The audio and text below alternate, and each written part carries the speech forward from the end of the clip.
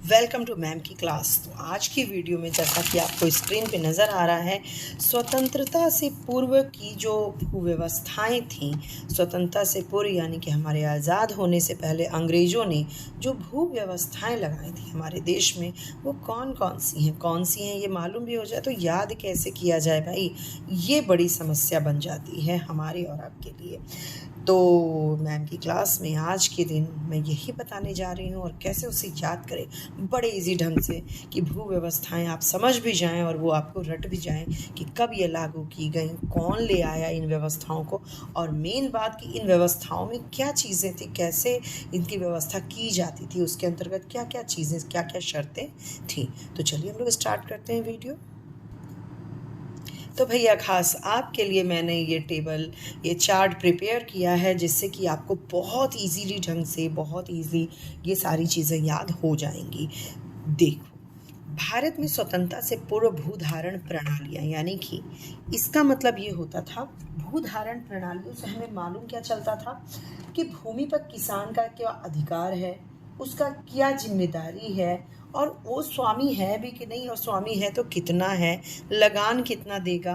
तो ये सारी चीज़ें मोटे तौर पे हम ये तो जानते थे कि अंग्रेज जो आए हमारे भारत में, वो लूटने के लिए ही आए और हमारे भलाई के लिए तो नीतियाँ नहीं थी उनकी, केवल और केवल उनके लाभ के लिए थी। तो ये सारी बातें हम लोग जान रहे हैं। और मेरे जो वीडियोज़ हैं भारतीय अर्थव्यवस्था का विकास को से रिलेटेड, तो वो आपने देखी होंगी अगर, तो आप जानते होंगे कि भारत जो इंडिया में थे वो केवल अपने लाभ के लिए सारी उनकी व्यवस्थाएं थी। इसमें मेन जो थी भूधारण प्रणालियाँ या भू राजस्व की जो व्यवस्था है वो थी। तो प्रणाली मेनली यहाँ जो आपको दिखाई पड़ रही है, पहली थी स्थायी बंदोबस्त, दूसरी थी रैयतवाड़ी और तीसरी थी महालवाड़ी। यही 3 प्रणालियाँ अंग्रेज़ों ने लागू की और चलाई। पहला है स्थायी बंदोबस्त, इसे हम जमींदारी प्रथा और इस्तेमारी भी कहते हैं। तो कभी ये अगर आए तीनों में से कोई नाम तो आप बिल्कुल कंफ्यूज नहीं होंगे। और इनके लागूकर्ता कौन है? कॉर्नवालिस। कॉर्नवालिस ने लागू किया।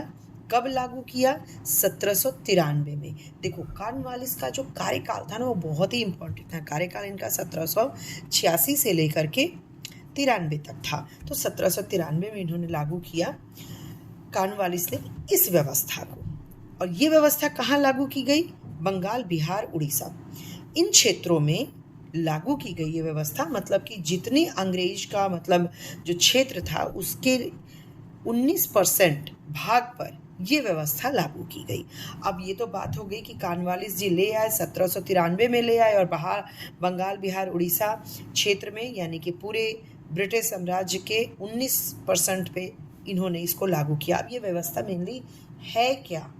तो ये व्यवस्था जमींदारी या स्थायी बंदोबस्त की थी कि सरकार जो है किसी एक व्यक्ति को नियुक्त कर देती थी। क्या? जमींदार।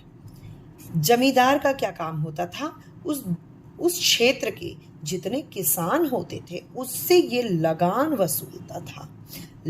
वसूलता था और फिर सरकार को देता था। जो लगान वसूला जाता था उसका 1/11% तो ये खुद रखता था और 10% 11 जो है वो सरकार को देता था, ब्रिटिश सरकार। ठीक है, यानी 11 अगर कोई चीज़ हुई तो 11 में से 1 हिस्सा ये रखता था और 11 में से 10 हिस्सा वो सरकार को देता था। तो ये जमींदार जो था वो किसानों से लगान वसूलता था। ठीक। अब हम लोगों ने देखा है जमींदार बड़े जालिम किस्म के, हम लोगों ने फिल्मों में भी देखा है, ऐसे भी देखा है। तो क्यों इन्हें जालिम किस्म का बोला जाता है? क्योंकि जमींदार के ऊपर भी जालिम कोई था, वो थे अंग्रेज। इस कानून को एक और कानून कहते हैं, सूर्यास्त कानून। कभी अगर ये आ जाए आपके क्वेश्चन आपके एग्जाम में कि सूर्यास्त कानून किससे रिलेटेड है, तो भाई जमींदारी या स्थायी बंदोबस्त से रिलेटेड है। तो सूर्यास्त कानून क्यों कहते थे? अंग्रेज जो हैं एक डेट निश्चित कर देते थे। मान लो कि 16 जून उन्होंने निश्चित कर दिया कि लगान 16 जून को देना है, तो 16 जून जो डेट स्पेशल डेट थी उसके सूर्य के अस्त होने के पहले पहले ये लगान दे देना होता था।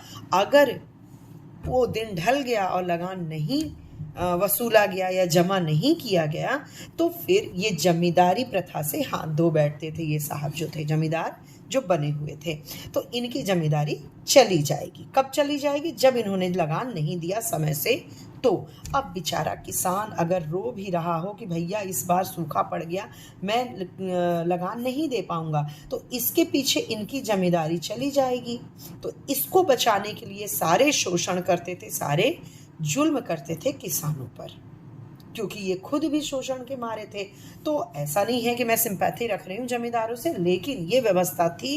इनके ऊपर कोई और शोषण करता था इनका, और ये किसानों पे। कुल मिला के जो गरीब किसान थे वही इसमें पिसते थे।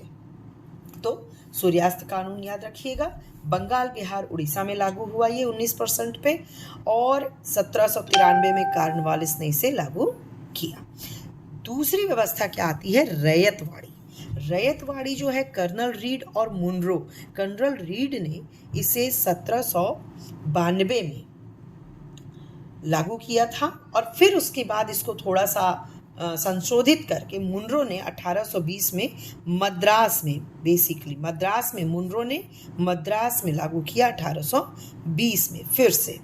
तो ये मद्रास, असम और बम्बई इन क्षेत्रों में था, और ये पूरे ब्रिटिश साम्राज्य के 51% पे था रैयतवाड़ी व्यवस्था, रैयतवाड़ी भूधारण प्रणाली। रैयतवाड़ी में होता क्या था? इसमें क्या है, जमींदार वमींदार को हटा दिया गया। इसमें जो गवर्नमेंट थी वो सीधे सीधे किसानों से लगान वसूलती थी, यानी बिचौलिया यहाँ कोई नहीं था, बीच का कोई इंसान नहीं था। गवर्नमेंट सीधे फार्मर से, सीधे किसानों से जो लगान है वो वसूलती थी, और 1/2 यानी कि लगभग आधा भाग गवर्नमेंट का और आधा फिर किसान का बचता था। तो ये इसमें क्या था, क्या है अंतर? जमींदार था हमारे बीच में, मतलब किसान और सरकार के बीच में, लेकिन यहाँ डायरेक्ट जो है वो कनेक्शन था सरकार का किसानों से, और वो आधा हिस्सा लेती थी भू राजस्व।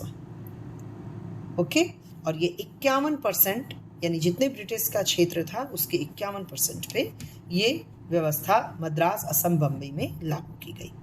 तीसरी व्यवस्था है महालवाड़ी। महालवाड़ी को लागू कौन किया? हाल्ट मैकेंजी और मार्टिन बर्ड ने। हाल्ट और मार्टिन बर्ड 1819 में इसको लागू किया इन्होंने, और ये पंजाब, एमपी और वेस्ट यूपी, यानी आप देख रहे हैं अगर भारत के मैप पर भी आप देखें तो पंजाब, एमपी और वेस्ट यूपी ये उत्तर और पश्चिम वाला जो पूरा प्रदेश है, मध्य से लेके पश्चिम, वो है।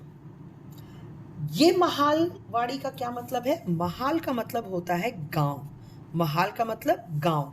तो यहाँ पर गांव जो है वो गांव में एक समूह बनाया जाता था।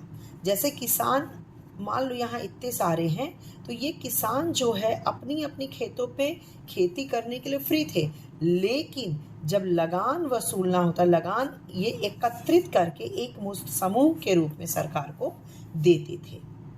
ठीक है, तो महाल गांव का समूह था जो कि सरकार को देता था, और ये 2/3 में से 2 हिस्सा सरकार को देता था, जिसको फिर धीरे धीरे ये आधा हो गया। फिर भी ये बहुत ज़्यादा था, यानी इतना लगान वसूला जाता था इनसे। और ये जितना ब्रिटिश गवर्नमेंट थी उसके, जैसे कि इसका जो था 51% था, इसका 19%, और बाकी जो बचा 30% उस पे महालवाड़ी व्यवस्था लागू थी। ओके, तो आपको ये क्लियर बिल्कुल हो रहा होगा। मैं फिर से इसको रिपीट करती हूँ। देखो, स्थायी बंदोबस्त, जमींदारी, सबसे ज़्यादा शोषण वाली व्यवस्था रैयतवाड़ी और महालवाड़ी। स्थायी बंदोबस्त में जमींदार बिचौलिया था, रैयतवाड़ी में डायरेक्ट गवर्नमेंट किसानों से वसूलती थी आधा कर, इसमें 1/11 और 10/11 का हिसाब था, इसमें 1/2 का हिसाब था। और महालवाड़ी यानी गांव में एक समूह बनाया जाता था, उस गांव से वसूला जाता था लगान। यहाँ पे कोई सरकार भी नहीं जुड़ी हुई थी, यहाँ जमींदार भी नहीं था, यहाँ सीधे सीधे एक समूह से किसान, उस गांव से लगान आता था, महाल से। इसे 1793 में इसे 1792 और फिर से 1820 में मद्रास में लागू किया गया और इसे 1819 में। ये क्षेत्र की बात देखें तो ये पूर्वी क्षेत्र में है भारत के, बंगाल, बिहार, उड़ीसा। ये है मध्य और महाराष्ट्र, और इधर दक्षिणी क्षेत्र में मद्रास, असम, बम्बई और पंजाब, MP, UP ये पश्चिमी और मध्य क्षेत्र को लेकर के है। तो यहाँ पर इस चार्ट से आई होप कि आप लोग आज जान गए होंगे कि ये व्यवस्थाएं कैसी थी, किस तरह इन चलायमान थी, कितने इनकी उपज का जो लगान देना होता था, ये सारी चीज़ें आज की डेट में आपको क्लियर हो गई होंगी। फिर भी कोई क्वेरीज हो तो आप क्वेरीज कर सकते हैं कमेंट बॉक्स में। आई होप कि वीडियो पसंद आई हो तो लाइक कर दीजिएगा, नए हैं तो भैया सब्सक्राइब कर दीजिएगा। ऐसी वीडियो आपको मिलती रहेंगी, ऐसे ही प्रॉब्लम का सॉल्यूशन मिलता रहेगा आपको। चलिए मिलते हैं अगले वीडियो में। तो goodbye and take care.